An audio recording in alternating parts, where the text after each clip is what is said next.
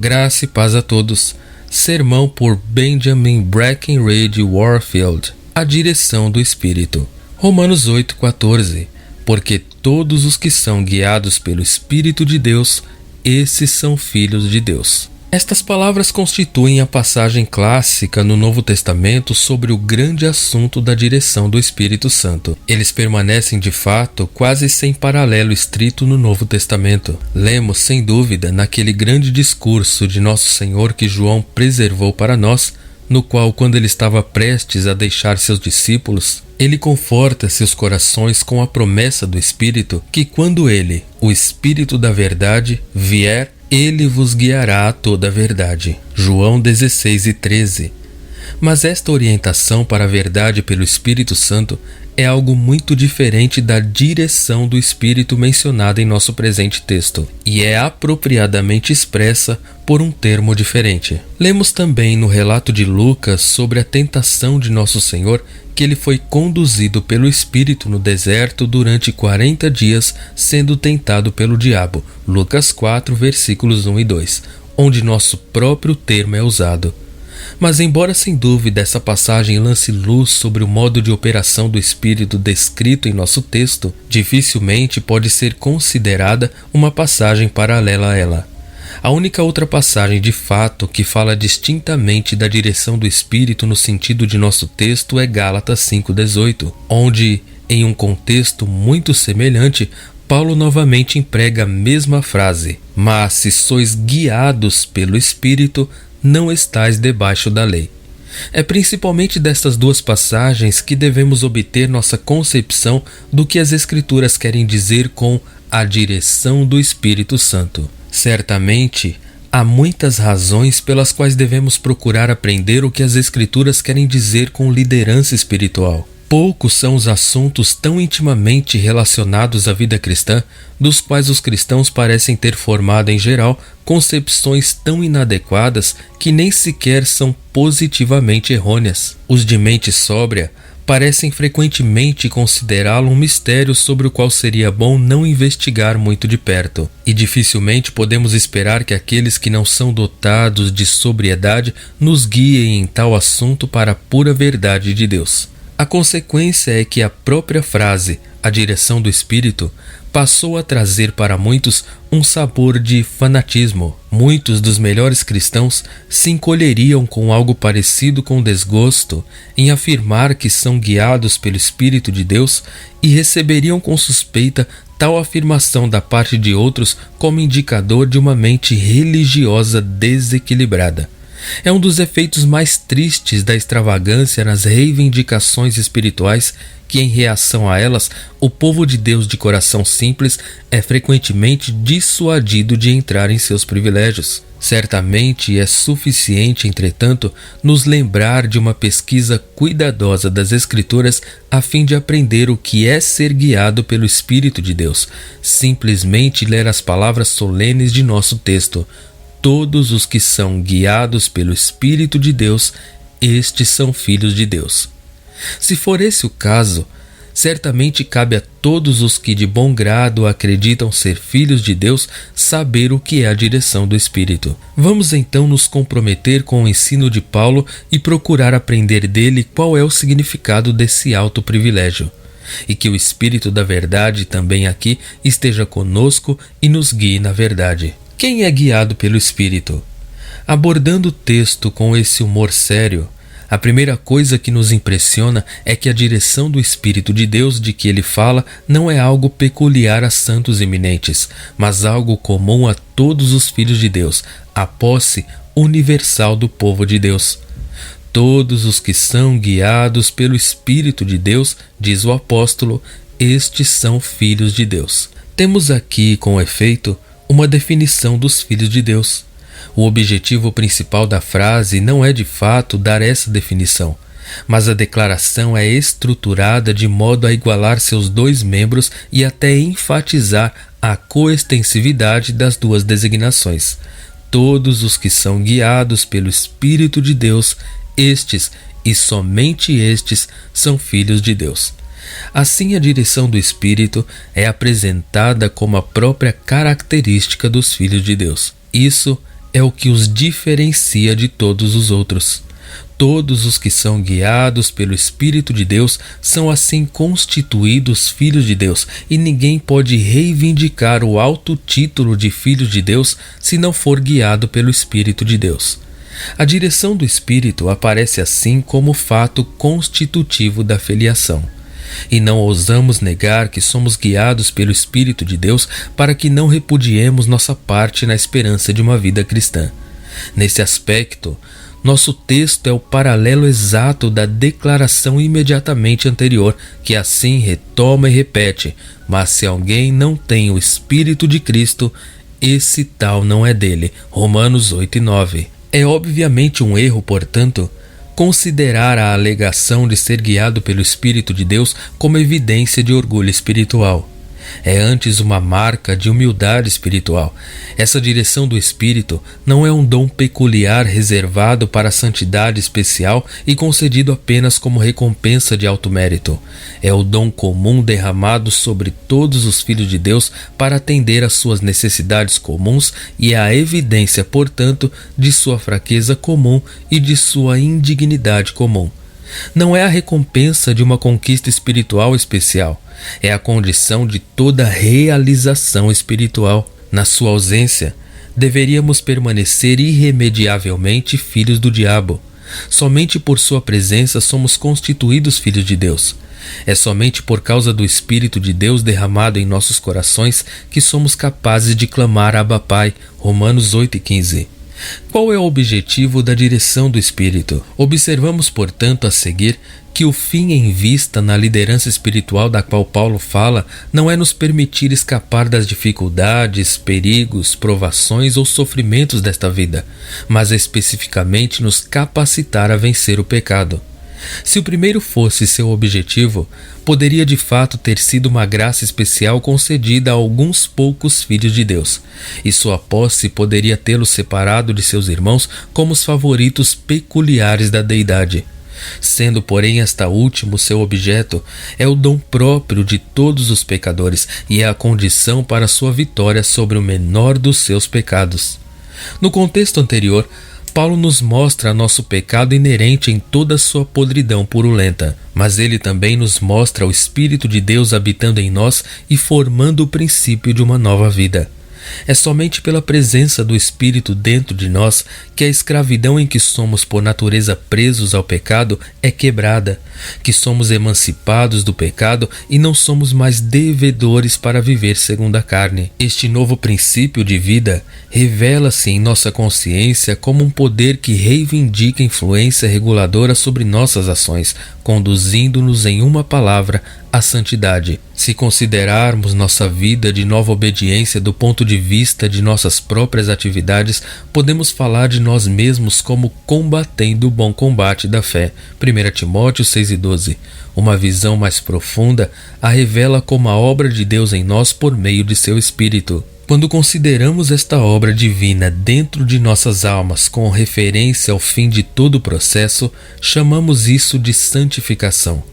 Quando consideramos com referência ao próprio processo, enquanto lutamos dia a dia no caminho um tanto tortuoso e sempre espinhoso da vida, chamamos isso de liderança espiritual. Assim, a direção do Espírito Santo nos é revelada simplesmente como sinônimo de santificação quando vista do ponto de vista do próprio caminho, através do qual somos conduzidos pelo Espírito à medida que avançamos cada vez mais em direção a essa conformidade com a imagem de seu Filho, que Deus colocou diante de nós como nossa grande meta.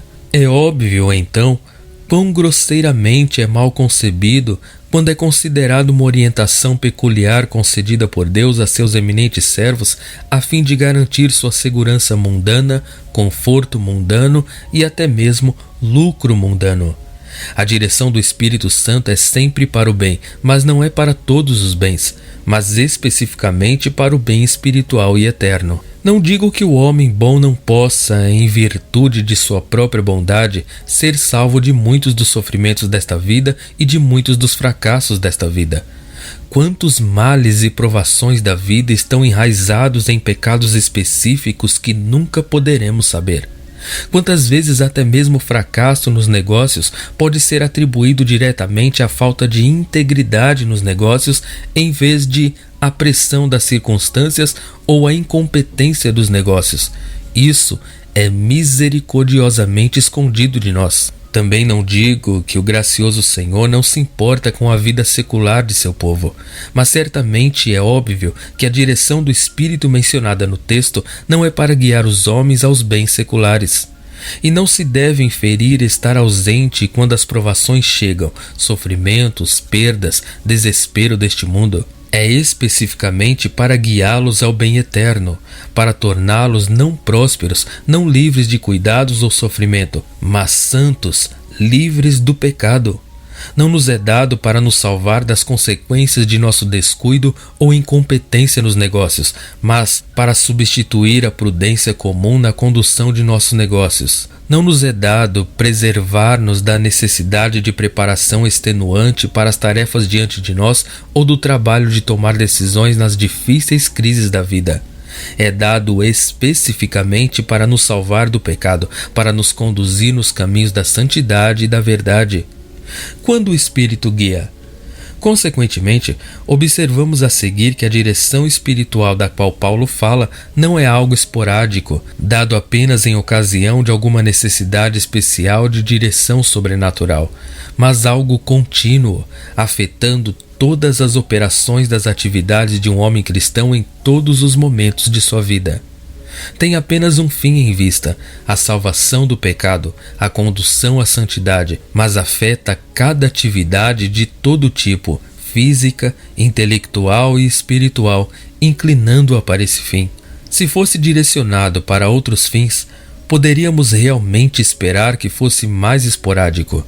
Se fosse simplesmente a onisciência de Deus colocada à disposição de seus favoritos, da qual eles poderiam se valer em tempos de perplexidade e dúvida, poderia ser ocasional e temporária. Mas como nada mais é do que o poder de Deus para a salvação, deve permanecer com o pecador, trabalhar constantemente sobre ele, entrar em todos os seus atos, condicionar todas as suas ações e conduzi-lo assim firmemente em direção ao grande objetivo. É fácil estimar então que perversão é a direção do Espírito quando esta grande energia salvadora de Deus, trabalhando continuamente no pecador, é esquecida e o nome é atribuído a alguma direção sobrenatural esporádica e imaginária em os ofícios comuns da vida.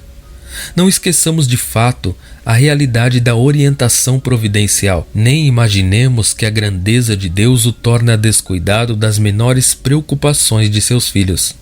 Mas não esqueçamos muito mais que o grande mal sob o qual estamos sofrendo é o pecado, e que a grande promessa que nos foi dada é que não seremos deixados a vagar, autodirigidos nos caminhos do pecado dos quais nossos pés se desviaram, mas para que o Espírito de Santidade habite em nós, quebrando nossa escravidão e nos conduzindo àquele outro caminho de boas obras, o qual Deus preparou para que andássemos nelas. Efésios 2:10. Tudo isso será fortemente apoiado e o assunto talvez um pouco mais elucidado se procurarmos agora penetrar um pouco mais fundo na natureza íntima da obra do Espírito Santo, que Paulo chama aqui de condução, atendendo mais de perto ao termo que ele escolheu para designá-lo quando chama por esse nome.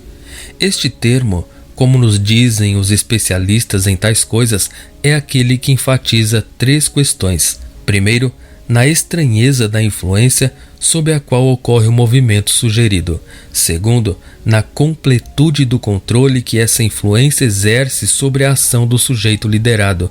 E terceiro, no caminho sobre o qual o progresso resultante é feito. Vamos dar uma olhada em cada um desses assuntos por sua vez. Primeiro, uma influência sobrenatural. Ninguém é conduzido quando segue seu próprio caminho. Somente quando uma influência distinta de nós mesmos determina nossos movimentos é que podemos dizer que somos conduzidos. Quando Paulo, portanto, declara que os filhos de Deus são guiados pelo Espírito de Deus, ele enfatiza antes de tudo a distinção entre o Espírito que dirige e os filhos guiados de Deus. Tanto quanto isso, ele declara com grande ênfase que existe um poder dentro de nós, não nós mesmos, que contribui para a justiça. E ele identifica esse poder estranho com o Espírito de Deus. Todo o contexto anterior acentua esta distinção, visto que todo o seu objetivo é pintar o conflito que está acontecendo dentro de nós entre nossos impulsos nativos que levam ao pecado e o poder intruso que leva à justiça. Antes de tudo, então, entendemos isso completamente errado, portanto, se pensarmos na liderança espiritual apenas como uma conquista de nossos impulsos inferiores por nossa natureza superior, ou mesmo como uma conquista por nossa natureza regenerada dos remanescentes do velho homem que persistem em nossos membros. Ambas as conquistas são realidades da vida cristã.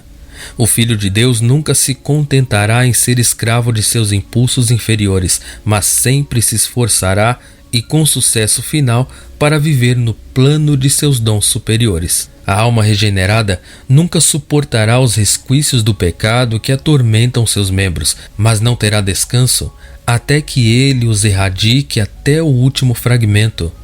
Mas essas vitórias de nossos eus mais nobres, naturais ou graciosos, sobre o que é indigno dentro de nós, não constituem tanto a essência da liderança espiritual quanto devem ser contadas entre seus frutos. A liderança espiritual em si não é uma liderança de nós mesmos por nós mesmos, mas uma liderança de nós pelo Espírito Santo.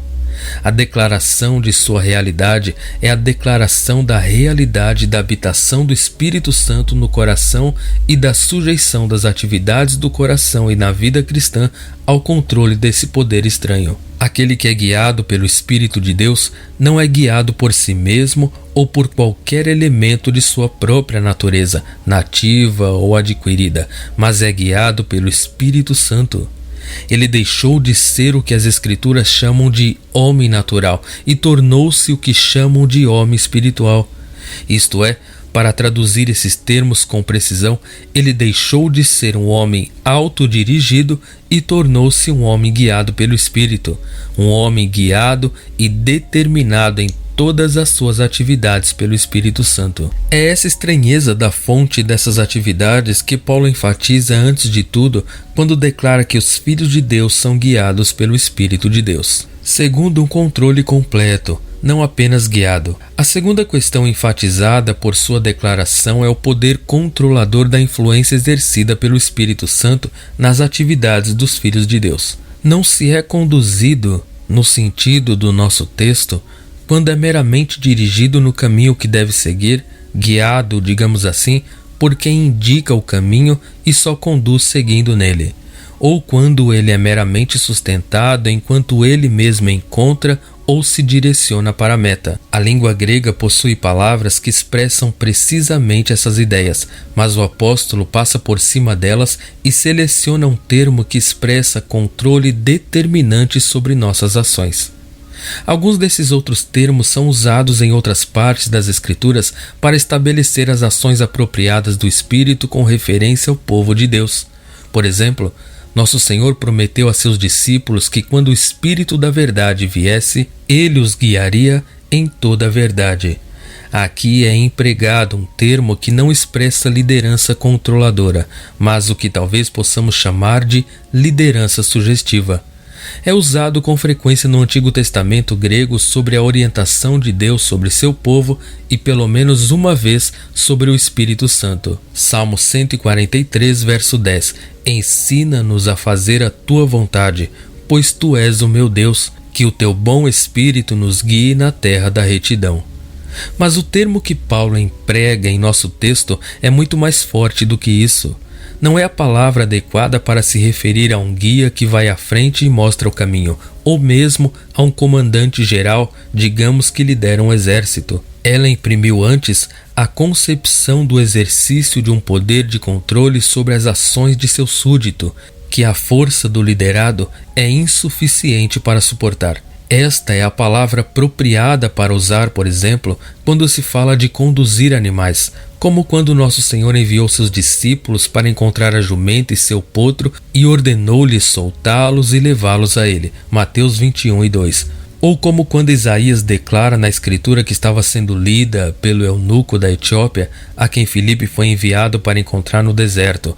Ele foi levado como uma ovelha ao matadouro. Atos 8:32. Aplica-se ao transporte de pessoas doentes, como homens que não estão em condições de controlar seus próprios movimentos, como por exemplo, quando o bom samaritano colocou o viajante ferido em seu próprio animal e o levou a uma hospedaria e cuidou dele, Lucas 10:34, ou quando Cristo ordenou ao cego de Jericó que fosse levado até ele, Lucas 18:40.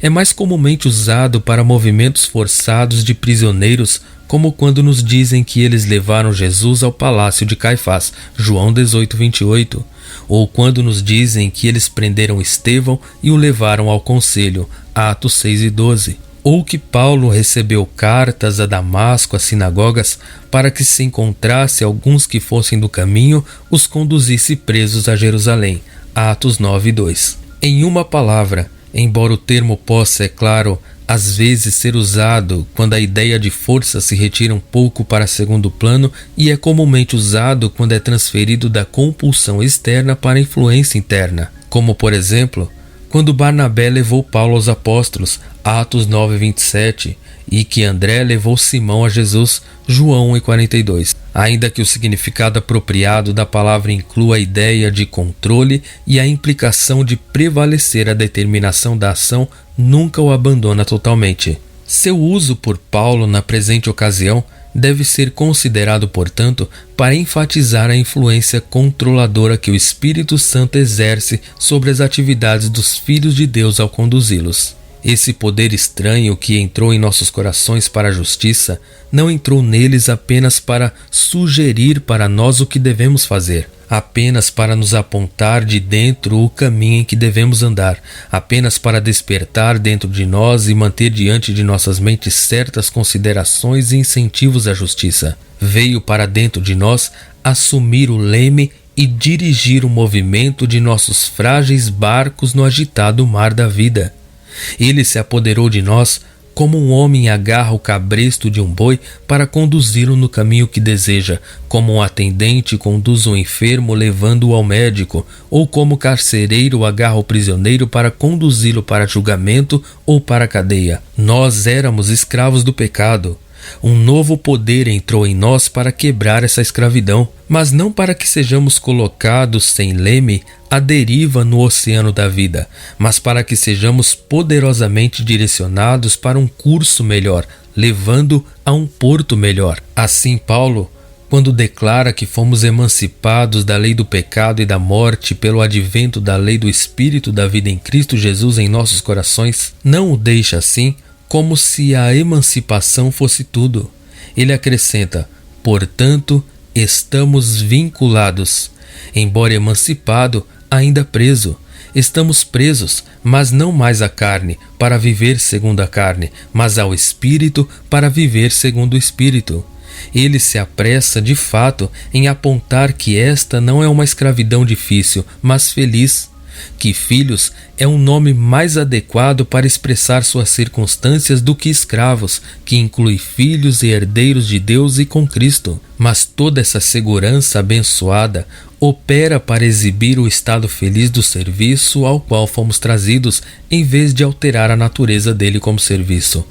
A essência da nova relação é que ela também é de controle, embora um controle por um poder beneficente e não cruel. Não entendemos de forma alguma o significado de Paulo, portanto, a menos que percebamos a forte ênfase que está neste fato, que aqueles que são guiados pelo Espírito de Deus estão sob o controle do Espírito de Deus. O poder estranho que entrou em nós, fazendo justiça, vem como um poder controlador. Os filhos de Deus não são os diretores de suas próprias atividades. Há alguém que habita neles que não é apenas seu guia, mas seu governador e forte regulador. Eles vão não para onde gostariam, mas para onde ele iria. Eles não fazem o que desejam, mas o que ele determina. Isso é ser guiado pelo Espírito de Deus. Terceiro, não meramente carregado ou arrastado. Deve-se observar, entretanto, por outro lado, que, embora Paulo use um termo aqui que enfatiza a influência controladora do Espírito de Deus sobre as atividades dos filhos de Deus, ele não representa a ação do Espírito como um substituto para suas atividades. Se alguém não é conduzido, no sentido do nosso texto, quando é meramente guiado, é igualmente verdade que não é conduzido quando é carregado. O animal que é conduzido pelo assistente, o cego que é conduzido a Cristo, o prisioneiro que é conduzido à prisão, cada um está realmente sob o controle de seu líder, que sozinho determina a meta e o caminho. Mas cada um também segue esse caminho e para esse objetivo em virtude de seus próprios poderes de locomoção. Havia uma palavra nas mãos do apóstolo pela qual ele poderia ter expressado a ideia de que os filhos de Deus são levados pelo poder do Espírito ao seu alvo designado de santidade, independentemente de quaisquer atividades próprias se ele tivesse escolhido fazê-lo. É empregado por Pedro quando ele nos informa como Deus deu sua mensagem antiga a seus profetas, porque nenhuma profecia, ele nos diz, jamais veio por vontade de homem algum, mas os homens falaram da parte de Deus sendo movidos pelo Espírito Santo, 2 Pedro 1:21. Este termo suportado enfatiza, como seu pensamento fundamental, o fato de que todo o poder produtivo do movimento sugerido é inerente e pertence inteiramente ao motor. Se Paulo tivesse a intenção de dizer que os filhos de Deus são levados como se estivessem nos braços e no lar do Espírito, sem esforço de sua parte, para a meta destinada, ele teria usado essa palavra. O fato de ele ter passado por cima dela e feito uso da palavra conduzido indica que, em seu ensino, o Espírito Santo conduz e não leva os filhos de Deus ao seu destino de santidade. Que, embora o Espírito determine tanto o fim quanto o caminho para ele, sua vontade controlando a ação deles, é por seu esforço que eles avançam para o fim determinado. Aqui, portanto, surge uma indicação interessante da diferença entre a ação do Espírito em lidar com o profeta de Deus ao transmitir por meio dele a mensagem de Deus aos homens e a ação do mesmo Espírito em lidando com os filhos de Deus para trazê-los à sua própria santidade de vida. O profeta é nascido do Espírito, o Filho de Deus é conduzido. A atitude do profeta ao receber uma revelação de Deus é passiva, puramente receptivo.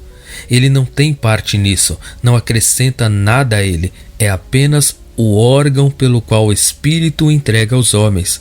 Ele é tomado pelo Espírito, por assim dizer, e levado por ele em virtude do poder que reside no Espírito, que é natural para ele e que em seu exercício substitui as atividades naturais do homem. Tal é a importação do termo usado por Pedro para expressá-lo. Por outro lado, o Filho de Deus não é puramente passivo nas mãos do Espírito Santificador. Ele não é carregado, mas conduzido. Isto é, seus próprios esforços entram no progresso feito sob a direção controladora do Espírito. Ele fornece de fato a força exercida para alcançar o progresso, enquanto ainda o Espírito controlador supre todo o impulso diretivo. Tal é a importação do termo usado por Paulo para expressá-lo. Portanto, nenhum profeta poderia ser exortado a elaborar sua própria mensagem com medo e tremor.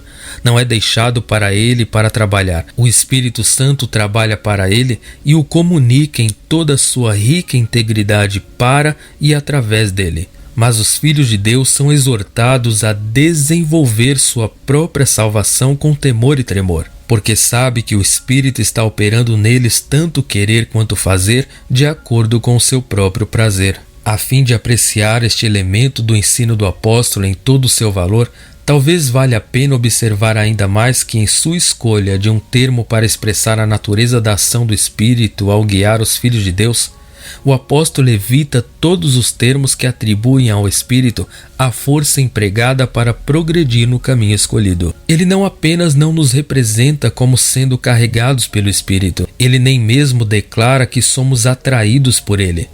Havia um termo de uso comum que o apóstolo poderia ter usado se tivesse a intenção de expressar a ideia de que o Espírito arrasta, por força física, por assim dizer, os filhos de Deus para a frente na direção em que ele os deseja. Este termo é realmente usado quando o Salvador declara que ninguém pode vir a ele a menos que o Pai o traga, João 6,44, o que é o mesmo que dizer que os homens em primeira instância não vêm e não podem vir a Cristo em virtude de quaisquer poderes inatos a eles mesmos, mas requerem a ação sobre eles de um poder de fora, vindo a eles atraindo seu peso inerte e passivo para Cristo, se é que devem ser trazidos a ele.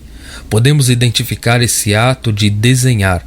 Arrastar talvez expressasse o sentido do termo grego não muito fortemente, com aquele ato que chamamos em nossa análise teológica regeneração, e que explicamos de acordo com a importância deste termo como o ato monergístico de Deus incidindo sobre um pecador que é e permanece no que diz respeito a este ato puramente passivo e, portanto, não se move. Tal, entretanto, não é o método de direção do Espírito do qual Paulo fala em nosso texto. Isso não é atrair ou arrastar um peso passivo em direção a um objetivo que é alcançado, se é que é alcançado, apenas em virtude do poder que reside no Espírito movente, mas uma condução de um agente ativo para um fim determinado de fato pelo Espírito e ao longo de um curso que é traçado pelo Espírito, mas sobre o qual a alma é conduzida em virtude de seu próprio poder de ação e por meio de seus próprios esforços extenuantes. Se não formos levados pelo Espírito de nosso pecado para a santidade com um movimento suave e fácil, quase despercebido por nós ou notado apenas com o lânguido prazer com que uma criança descansando pacificamente no seio de sua mãe pode notar seu progresso em alguma montanha áspera, também não somos arrastados pelo Espírito como um peso passivo sobre o caminho íngreme e acidentado. Somos conduzidos, estamos sob seu controle e andamos no caminho em que ele põe nossos pés. É sua parte nos manter no caminho e nos levar por fim ao objetivo, mas somos nós que trilhamos cada passo do caminho, nossos membros que se cansam com o trabalho, nossos corações que desmaiam, nossa coragem que falha, nossa fé que revive nossa força naufragada, nossa esperança que instila nova coragem em nossas almas, como nós trabalhamos duro na subida íngreme. E assim é mais natural que a terceira questão para a qual a declaração de Paulo de que somos guiados pelo Espírito de Deus dirige nossa atenção diz respeito ao caminho pelo qual nosso progresso é feito. Não é conduzido aquele que não tem consciência do caminho que percorre. Tal pessoa é bastante carregada. Quem é conduzido percorre ele mesmo o caminho, sente a sua aspereza e declive, suspira pelo esforço que despende, espanta-se com a perspectiva das dificuldades que se abrem diante dele, regozija-se com os progressos realizados e enche-se de alegria, esperança exultante à medida que cada perigo e obstáculo é superado com segurança. Quem é conduzido está nas mãos de um poder estranho, de um poder que controla suas ações. Mas o caminho pelo qual ele é conduzido é trilhado por seus próprios esforços, por suas próprias lutas, e a meta que é alcançada à custa de seu próprio trabalho. Quando Paulo escolhe esse termo específico, portanto, e declara que os filhos de Deus são guiados pelo Espírito, ele não se esquece de forma alguma da natureza árdua da estrada pela qual eles devem avançar ou do esforço extenuante por conta própria pela qual somente eles podem realizá-lo. Ele os fortalece e os conforta com a certeza de que não devem trilhar o caminho sozinhos, mas não os embala na inércia, sugerindo que não devem trilhar. O termo que ele emprega lhes dá a presença constante e contínua do espírito líder, não apenas os colocando no caminho certo, mas os mantendo nele e os conduzindo através dele, pois designa não um impulso que apenas inicia um movimento em uma determinada direção, mas uma influência contínua determinando ininterruptamente um movimento para seu próprio objetivo. Mas sua linguagem não lhes promete alívio do cansaço da jornada, alívio da aspereza da estrada, liberdade de dificuldade ou perigo em seu curso, ou emancipação do trabalho da viagem. Que eles foram colocados no caminho certo, que serão mantidos continuamente nele, que atingirão a meta, disso ele os assegura. Para isso é ser guiado pelo Espírito de Deus, um poder que não controla nossas ações, direcionando predominantemente nosso movimento para um fim de sua escolha. Mas ele não nos encoraja a relaxar nossos próprios esforços, pois aquele que é guiado, mesmo que seja pelo Espírito de Deus, avança em virtude de seus próprios poderes e esforços ou emancipação do trabalho de viajar. Em uma palavra, Paulo escolhe a linguagem para expressar a ação do Espírito sobre os filhos de Deus, o que está em perfeita harmonia com sua exortação aos filhos de Deus a que já aludimos, para operar sua própria salvação com temor e tremor, porque eles sabem que é Deus quem opera neles tanto querer quanto fazer, segundo a sua boa vontade. Filipenses capítulo 2, versículos 12 e 13. Um grande fogo de esperança e confiança. Que forte consolo para nós é encontrado nesta garantia graciosa, pobres e fracos, filhos dos homens como somos. Para nossos ouvidos assustados, o texto pode vir a princípio com a solenidade de uma advertência. Todos os que são guiados pelo Espírito de Deus, estes e somente estes são filhos de Deus. Não há aqui uma declaração de que não somos filhos de Deus a menos que sejamos guiados pelo Espírito de Deus?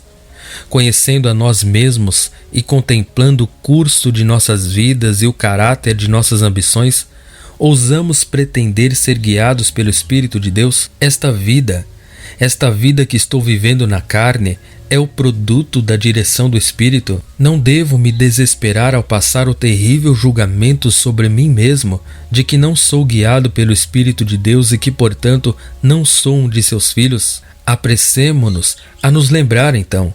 E está aqui não para nos levar ao desespero, porque vemos que temos pecado dentro de nós, mas para acender dentro de nós um grande fogo de esperança e confiança, porque percebemos que temos o Espírito Santo dentro de nós.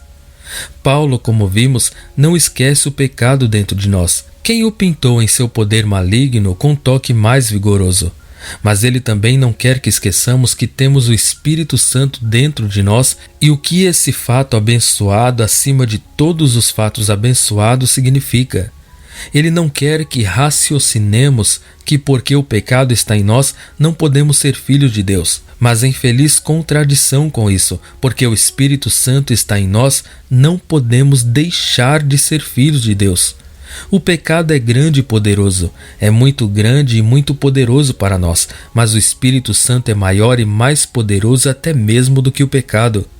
A descoberta do pecado em nós pode nos levar ao desespero, mas o Espírito Santo em nós, que é maior que o pecado, para que ele possa vivificar nossa esperança. Esta declaração que nos assusta não foi escrita, portanto, para assustar, mas para consolar e animar. E está aqui com o propósito expresso de confortar aqueles que se desesperam ao ver seus pecados. Existe um conflito de pecado e santidade em você? Pergunta Paulo. O próprio fato de haver conflito em você é o alvará de sua salvação. Onde o Espírito Santo não está, não há conflito. O pecado governa como Senhor indiscutível sobre a vida. Que haja conflito em você, que você não descanse em complacência em seu pecado, é uma prova de que o Espírito de Deus está dentro de você, levando-o à santidade. E todos os que são guiados pelo Espírito de Deus são filhos de Deus, e se filhos, então herdeiros, herdeiros de Deus e co-herdeiros com Jesus Cristo.